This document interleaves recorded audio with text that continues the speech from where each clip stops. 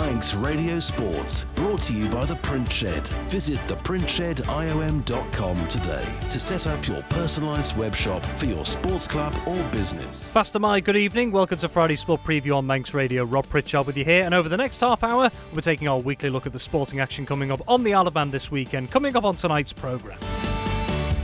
All eyes will be on the Snaefell Mountain Course this Sunday for day one of the 2026 Manx Grand Prix and Classic TT and nearly 2 weeks of racing action. The chair of the organisers of the Manx Grand Prix has been speaking with us about preparations and the future of the event. Meanwhile, the Isle of Man TT Marshals have issued a plea this week for new and experienced volunteers to help run practice and race sessions over the coming fortnight. Now in his 14th year in post, Clerk of the Course, Gary Thompson explains some of his key responsibilities for both meetings. And outside of that, we'll be taking a look at football as we hear from FC Isle of Man's manager ahead of a home clash with Ramsbottom United in the NWCFL Premier Division. That is all to come this evening.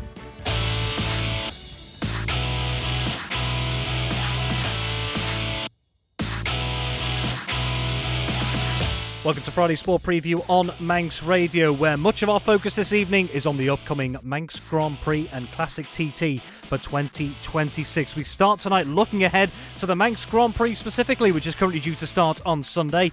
That event will run alongside the Classic TT during a near 2-week period on the Snaefell Mountain Course from Sunday the 16th of August to Friday the 28th of August.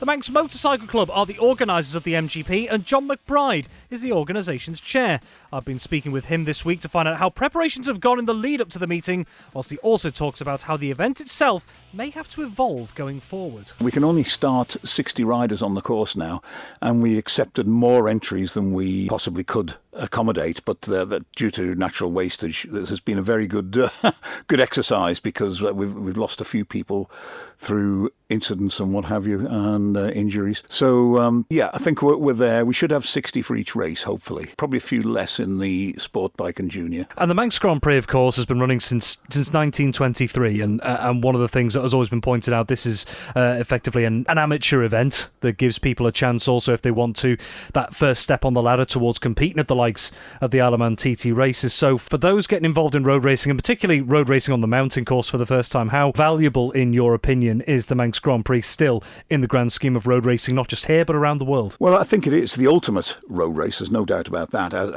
Well, you could say it's the ultimate behind the TT, but it's held on the same course, so it's and it's held to very, very similar regulations. So I think it's very relevant. I think it makes road racing more relevant. Without the TT, I think road racing may tend to go away. So I think the TT is the linchpin that holds road racing together, the TT and Manx Grand Prix. And in terms of the Manx Grand Prix, on this subject, that it is a bit of a kind of stepping stone for a lot of riders, if you like, towards the likes of the TT. There's no getting away from the fact that motorsport, and road racing is no exception, continues to be a big cost. And in today's world where costs are rising, how challenging is it, first of all, for the riders who want to take part and actually get here? Well, it must be very challenging. I mean, I can remember when I was riding, I thought it was expensive then, but I can't believe the costs involved now in running a full competitive racing machine. And of course, everything that goes with it now. I mean, people used to turn up in a van. Now it's all the infrastructure that seems to go with a team. It's phenomenal. I wouldn't even like to put a price on it. For you as organisers, crucially as well, the Manx Motorcycle Club for the Manx Grand Prix,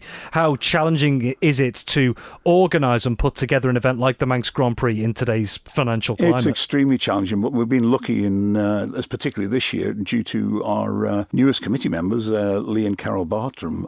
We now have a series of sponsors. It's eased it a little bit, but we're finding that a lot of people don't want to do anything for nothing anymore. You know, at one time, everything ran on not a nod and a wink, but everybody knew what they wanted to do, and they get involved in the Manx Grand Prix, and that was their reward. But now a lot of people tend to want to be paid for things. But we do have quite a few local firms that provide things, at very free of charge or low cost. But the event is quite an expensive event to put on now. Just off what you're saying there, if, as you say, the dynamic has changed over the years, and there is these higher costs involved, and there is more that has to be invested, what needs to happen, do you think, in the long term as well, for something like the Manx Grand Prix to see it continue to thrive and remain financially sustainable? Well, I think at the moment it's supported by government. government. We don't take anything from the government for ourselves, but government do provide a certain amount of the funding towards maintaining the infrastructure around the course, etc., etc.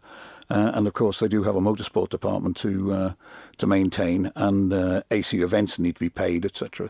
So we are still heavily reliant on government, but we hope that in return we are bringing in sufficient visitors to cover the costs. We're hopeful that we'll grow year on year. We're going to live stream the event properly. We attempted to last year, but we had a few technical issues. But hopefully this year we've got that sorted, and we hope that'll get the Manx Grand Prix out to a bigger audience. And it's one of the things that we have recognised is that we need to appeal more to the average motorcyclist, and whether that's bringing in other events, during the week to make it more of a festival again, I don't know. But that's something we really have to look at. And I think that's one of the things. I don't think everybody is necessarily interested just in the racing. I think people want to come here and have a good time, and that's what we've got to provide somehow. Yeah, just on that point that you say, you've maybe got to look down other avenues to increase the interest and the following in the Manx Grand Prix. What are the sort of things, whether these are specific ideas or hypothetical ones, what are the sort of things you've maybe looked at for either now or the future? Well, it's difficult for us because a lot of our time is spent organising the racing, but it involves encouraging people, other clubs perhaps, to maybe run things like a sprint, motocross events, trials, this sort of thing. But they've got to have the time to do it, and the racing takes a lot of time. So I think it's something I believe we're going to have to look at. In years gone by, we've seen, particularly the likes of the Alamantiti race, on maybe certain days off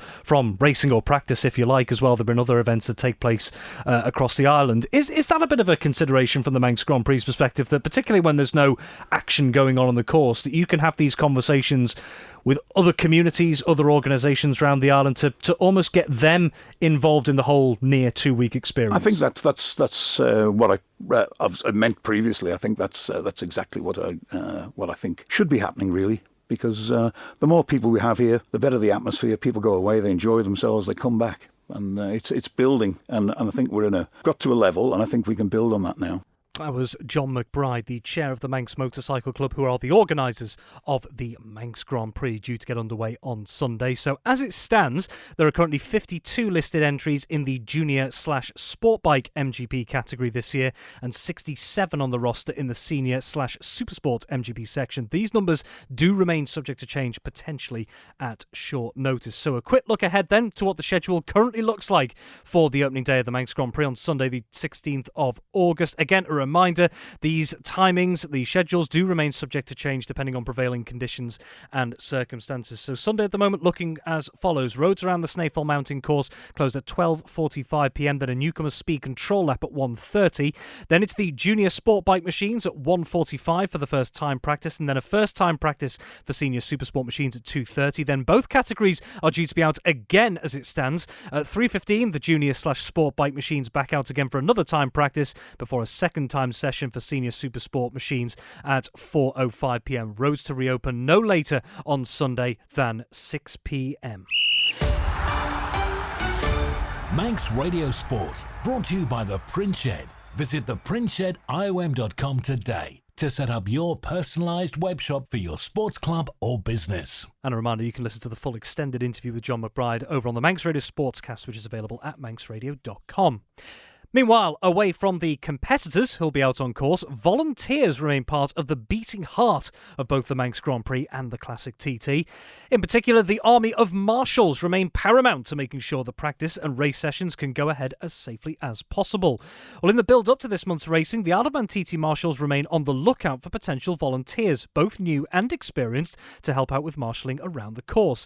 Laura Sawyer is one of the directors of the Alamantiti Marshals, and she explains to me this week where, in particular, they may be in need of some extra assistance. So I think it's safe to say that we're looking at numbers a little bit ahead of where we were this time last year, which is a little bit ahead of where we were the year before. So we are seeing sort of a steady sort of increase in the people signing on earlier. That said, we are a little bit sketchy in a few places. So in particular, the early part of next week, so from Sunday practice onwards. But again, that kind of fits a usual pattern. We do very much more rely on local marshals. So we're just, here to kind of see if we can encourage people who might be thinking of marshalling to go ahead and sign on so we can see what we've got and where we need them. And in terms of numbers, percentages, if you like, as well, for those who don't know, could you just explain how different the split is and the dynamic for marshals at something like the Manx Grand Prix and Classic TT compared to the Alaban TT races that we have earlier in the summer? Yeah, so we tend to find that at TT the numbers of visitors are much higher, and that reflects in our marshal split as well. So we tend to have probably about 65-70% are visiting marshals and 35-40% are on-island marshals. When it comes to the Manx Grand Prix and the Classic TT, that's pretty much reversed. So we're much more reliant on our local marshals, and the number of marshals out on the course is usually lower. We have our minimum number, so we need at least around 580 for a session to go ahead. Usually throughout the Manx Grand Prix, we're probably looking at about 600, 650 per session,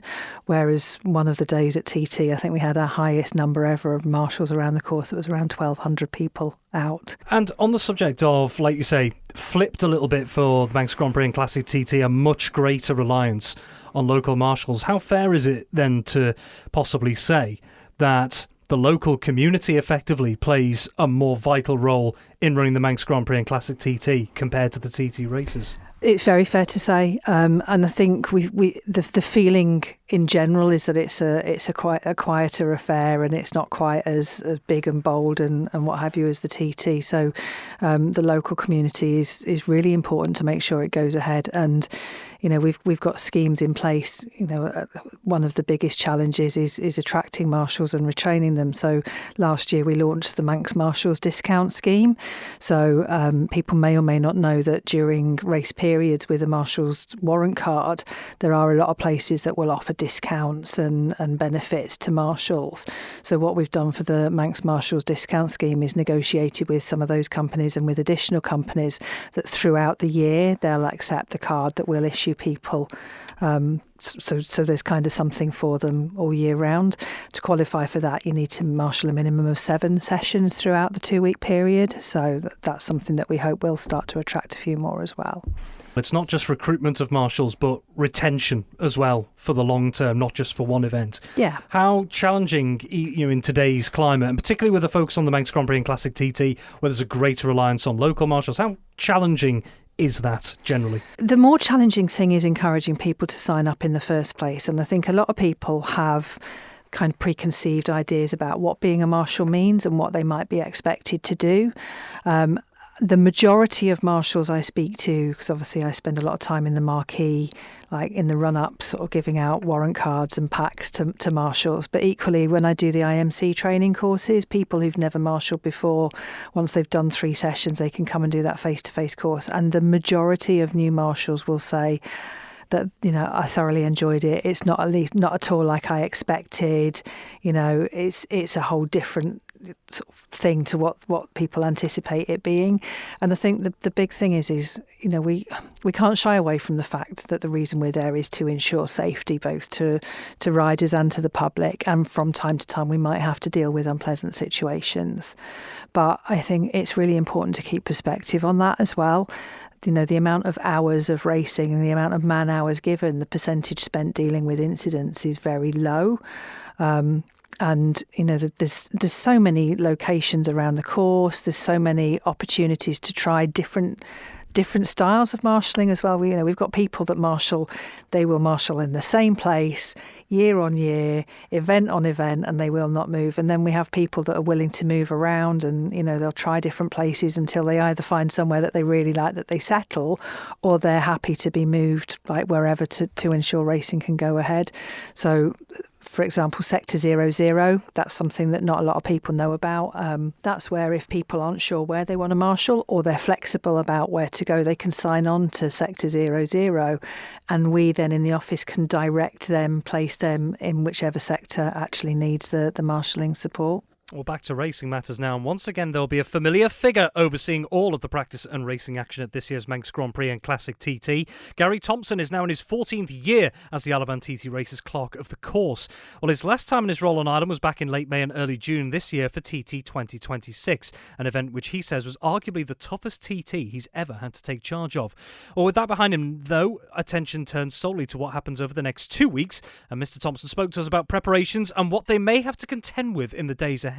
Obviously, I've been working very closely with the two promoters, with the Manx Motorcycle Club and the Department for Enterprise. It's a bit easier preparing for the Manx Grand Prix and the Classic TT. Obviously, there's no one-way system on the mountain, so we don't have to, in terms of scheduling, we don't have to lift the one-way system and then reinstall it once racing's finished. So it's a straight roads opening procedure and obviously road closure procedure. It's all good. The preparations have gone really well. There's been no further resurfacing on the TT course. The TT course is as it was for the TT, and all the feedback from the competitors at the TT was that the TT course itself, with the resurfacing that took place, was really good. So no issues so far as that's concerned. The difference with a meeting like this compared to the TT, and the TT you're dealing with one single entity event over 2 weeks, whereas this it's two separate meetings running within the same 12-day period as well. So from a not just an organisational standpoint but jurisdictional standpoint, I guess, as a race organiser as well, what kind of challenges does that pose, dealing with two separate meetings? It doesn't really. I mean, obviously we've got two promoters. As I say, we've got the Manx Motorcycle Club and the Department for Enterprise. They have both appointed the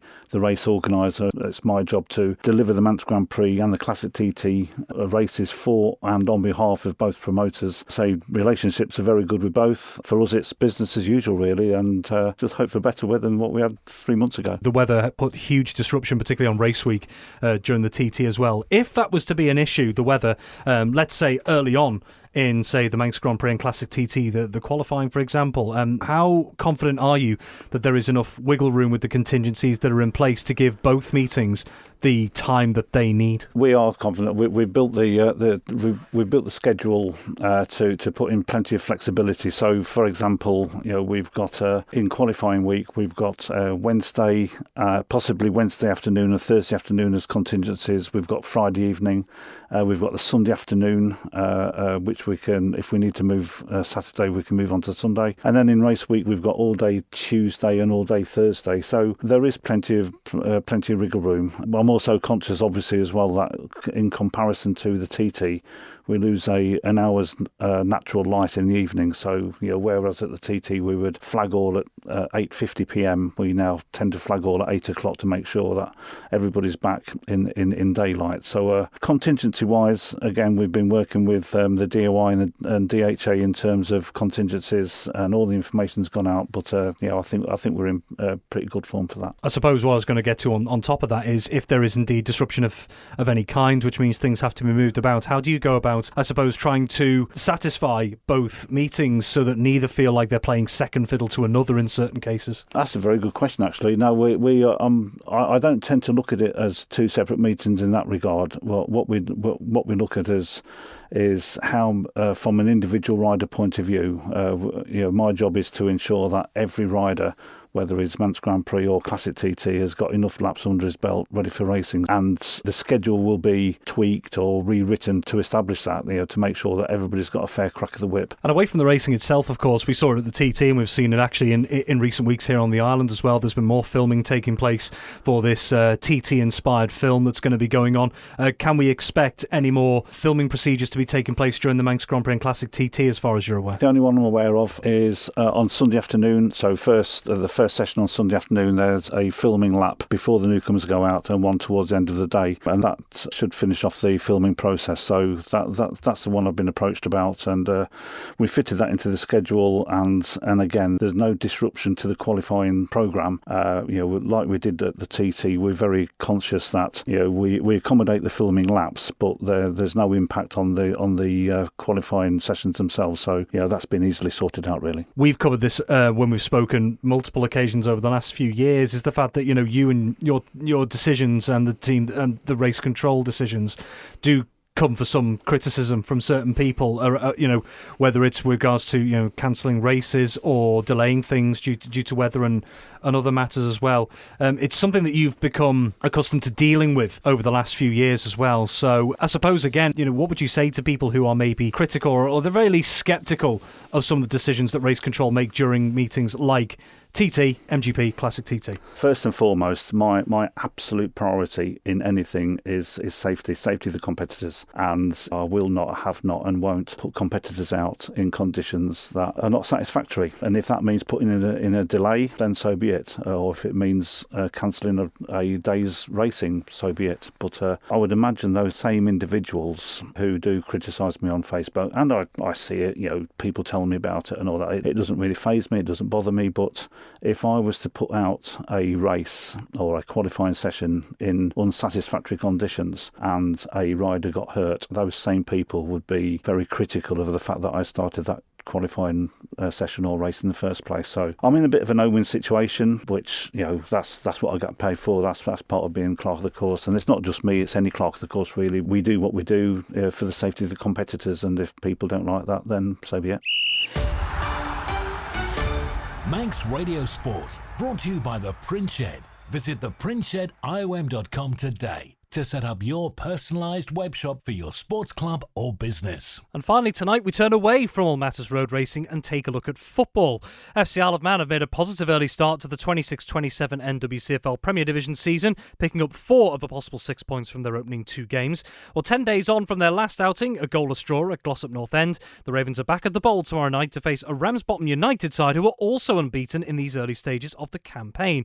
Well, I've been speaking to FC Isle of Man manager Lee Dixon about what kind of test he's expecting from their opponents tomorrow night. Yeah, it's going to be a massive challenge. I don't think there's any doubts about their qualities. As you just alluded to there, they've spent pretty much their whole of the last 3 seasons in the playoff places and not managed to get out of the league yet, which just represents really how hard it is to get out of it. But yeah, I think they've recruited some really good players in the summer, and we're expecting a really tough challenge. I think you'd have to say Ramsbottom are up there with the favourites to win the league this season. And from your side of things, of course, you've had 11 days once this weekend comes around, between this weekend and the game against Glossop as well. So although that could be a good physical rest for the players, how do you try and keep up the positive momentum you had in the previous games, given it has been an extended break? Yeah, obviously it's difficult. You're stuck between a rock and a hard place. Obviously, if the games come too thick and fast at the start of the season, it can be too much too early. But the other side of it is, like you pointed out, we've had an 11-day break, and you've got to also then, off the back of what's been a pretty positive start,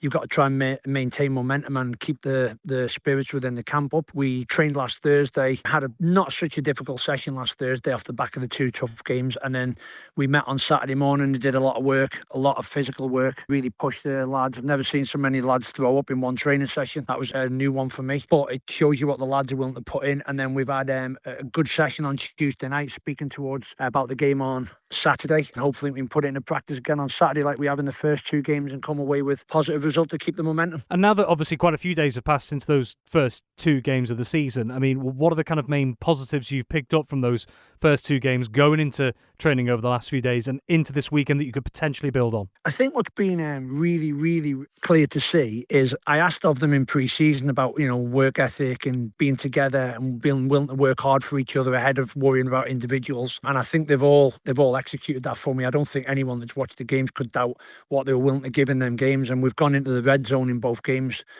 fought hard to not concede, especially against Glossop in the last 15 minutes.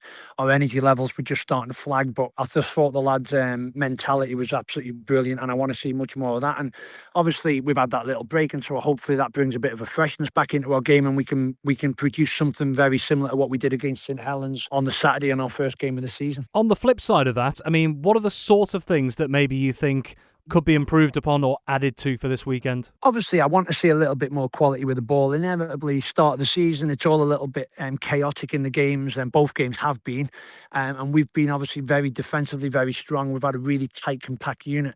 One of the downsides of that being, obviously, I think at times we could have showed much more composure. But I also understand that when the lads are all hands to the pump and you win the ball back, sometimes the decision-making cannot be great. So we've had a discussion around that, and sort of when we win the ball back in the transition, whether we can make better decisions in that first pass out to set us up then to break out as a team better, which hopefully will lead to a lot more chances. And going forward, I'm sure the season settles. It always does after the first 6 to 8 games. You always get a slightly different kind of feel after that. But at the minute, we're definitely in that chaotic phase of everyone's fit, everyone's eager and keen to do well this season. And so hopefully over the coming games, we start to just see a little bit of an improvement in the transition, the passes out, to set up the attacks, and also maybe a little bit more possession from us, making better decisions and when to keep the ball and play short, and when we turn teams around and get them facing their own goal if we need to turn the momentum of the game around. In terms of the squad this weekend, what's availability looking like for you? Because of course you were forced into a few changes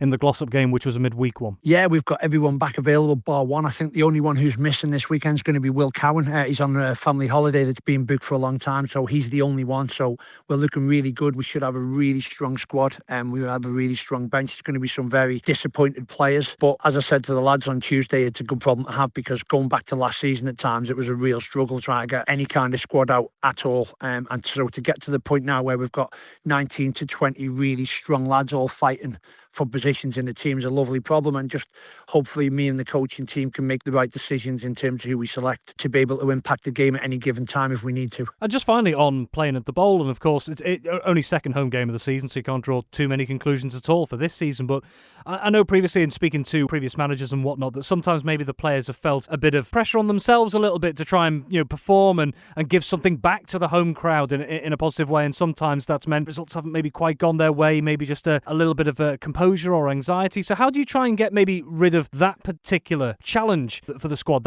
take that pressure off them a little bit so that they can enjoy playing at home in front of a home crowd? Well, what I've spoke to them about is, and I've spoke to them about it pre-season, and I spoke to them about it in the change room before the first game, is the one thing nobody can stop you doing is working hard. That's completely on you. You can come up against good teams with good players who might on any given day outplay you and outscore you. And that's fine. There's nothing you can do about that. But the one thing no one can stop you doing is working hard. So I'll try to strip it all the way back to basics and get rid of that burden and put it back to the lads of at every single home game. I want to make sure we're the hardest working team in the league. Not just home games, that's away games as well. I want us to be the hardest working team in the league. And like I say, that's not anything you have to get off anyone else from other teams or the players or the managers. That's solely on your shoulders. And if you take it back to them kind of basics, I hope it relieves the sort of weight and the burden off the lads, in that it's just a case of going and giving 100%. FC Alaman manager Lee Dixon there. So FC Alaman versus Ramsbottom United kicks off tomorrow night at 6 p.m. If you're not heading to the Bowl, we at Manx Radio have got you covered. We'll be bringing you full live match commentary of the match on Manx Radio's AM and DAB channels. That's all we have time for on Friday Sport Preview this week. We'll now take a break over MGP and Classic TT until the 4th of September. But in the meantime, have a great weekend and bye for now. Manx Radio Sport, brought to you by the Print Shed. Visit theprintshediom.com today to set up your personalised web shop for your sports club or business.